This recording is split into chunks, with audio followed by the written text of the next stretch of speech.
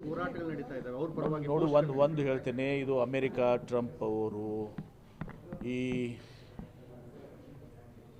ಜಾಗತಿಕ ಏನು ರಾಷ್ಟ್ರಗಳಿದ್ದಾವೆ, ಆ ರಾಷ್ಟ್ರ ಒಬ್ಬ ಅಧ್ಯಕ್ಷನ ಎತ್ಕೊಂಡು ಹೋಗುವಂಥದ್ದು, ಆಮೇಲೆ ಇನ್ನೊಬ್ಬರನ್ನ ಹತ್ಯೆ ಮಾಡುವಂಥದ್ದು, ಇದು ವ್ಯವಸ್ಥೆ ಸರಿಯಾದದ್ದಲ್ಲ. ಇದು ಆಯಾ ರಾಷ್ಟ್ರಗಳು ಇವತ್ತು ಮಾಡಿದ್ದಾರೆ, ನಾಳೆ ನಮಗೆ ಮಾಡ್ತಾರೆ. ಇದು ಪದ್ಧತಿ ಸರಿಯಲ್ಲ. ಇವತ್ತು ಸಹ ಟ್ರಂಪ್ ಅವ್ರು ಏನು ಮಾಡ್ತಾ ಇದ್ದಾರೆ, ಈಗ ಒಬ್ಬ ಅಧ್ಯಕ್ಷರನ್ನ ಎತ್ಕೊಂಡು ಹೋದರು, ಇನ್ನೊಬ್ಬರನ್ನ ಹೋಗಿ ಹತ್ಯೆ ಮಾಡಿದರು. ಅವರ ಸ್ವಾಯತ್ತೆ ಇದರಲ್ಲಿ ಇವತ್ತು ಸಹ ಇವರು ಕೈ ಹಾಕುವಂಥದ್ದು ಈ ರೀತಿ ಇದು ಸರಿಯಾದ ಧೋರಣೆ ಅಲ್ಲ.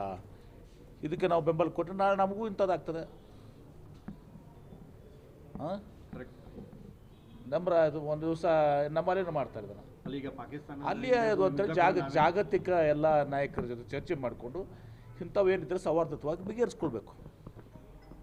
ಇನ್ನೇ ವಿಚಾರಗಳು ಅದನ್ನು ಬಿಟ್ಟು ನಾವು ಯಾವುದಾದ್ರು ಒಬ್ಬರನ್ನ ಸರ್ಕಾರ ಅಲ್ಲಿ ಒಬ್ಬ ರಾಷ್ಟ್ರದ ಪ್ರಧಾನಮಂತ್ರಿನೋ ಅಧ್ಯಕ್ಷನೋ ಎತ್ಕೊಂಡು ಹೋಗ್ತೀನಿ, ಮತ್ತೊಬ್ಬರನ್ನ ಹತ್ಯೆ ಮಾಡ್ತೀನಿ, ಇದೆಲ್ಲನೂ ಸರಿಯಾದದ್ದಲ್ಲ. ಮತ್ತು ಸ್ವಾಭಾವಿಕವಾಗಿ ಈಗ ಶಿಯಾ ಜನ ಇವತ್ತು ಸಹ ಎಲ್ಲ ಕಡೆ ಕಾಶ್ಮೀರ ಹಿಡ್ಕೊಂಡು ಕೆಲವೊಂದು ಕಡೆ ಇವತ್ತು ಆ ಜನ ಇವತ್ತು ಸಹ ಅವರ ಮೋರ್ ದೆನ್ ಇರಾನ್ ಅಧ್ಯಕ್ಷರೋದಕ್ಕಿಂತ ಒಬ್ಬ ರಿಲಿಜಿಯಸ್ ನಾಯಕರು ಅಂತೇಳಿ ಅವ್ರನ್ನ ಗೌರವಿಸ್ತಾ ಇದ್ರು. ಹೀಗಾಗಿ ಇದು ಸರಿಯಾದದ್ದಲ್ಲ ಅದು.